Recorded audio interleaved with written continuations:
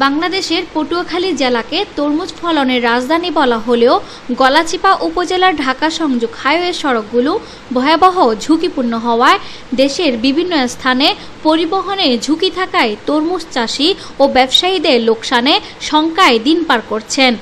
সড়কপথে সঠিক সময়ে পরিবহন করতে না পারায় তরমুজ চাষিদের কোটি কোটি টাকার অপূরণীয় ক্ষতির আশঙ্কায় দিন পার করছেন চাষিরা।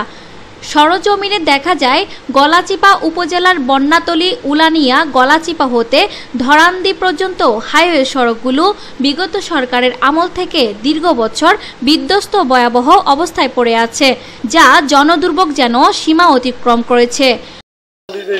রাস্তাটা এত দুর্যোগ, এত খারাপ, একটা কাঁচামাল বা একটা অন্য কোনো গাড়ি বা একটা কিছু চলাফেরা করতে পারে না, খুব কষ্ট হয়।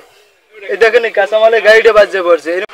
সকাল 11 থেকে গাড়িটা নিয়ে ফাঁসে আছি, এই গলাচিপা থেকে তরমুজ ধরছিলাম, এদিকে প্রোগ্রাম শুরু হয়ে পারেনি, তো এখন তো ফাঁসে আছে, তো অনেক ঝামেলা। রাস্তাঘাটের কাজ দ্রুত করা উচিত। সমস্যার কারণে আমাদের অনেক ক্ষয়ক্ষতি হইতে আছে, যাতে সরকারের কাছে আবেদন যাতে আমাদের রাস্তাঘাটগুলো সুন্দরভাবে মেরামত করে দেয়, যাতে আমরা সুন্দরভাবে মালামালগুলো জায়গা মতো নিয়ে বিক্রি করতে পারি। সর্বস্তরের জনসাধারণ, কৃষক, তরমুজ চাষিদের দাবি আর কোনো আশার বাণী নয়। বিধ্বস্ত ঝরাজীর্ণ হাইওয়ে সড়কগুলো অতি দ্রুত সংস্কার না হলে সরকার হারাবে কোটি কোটি টাকার রাজস্ব।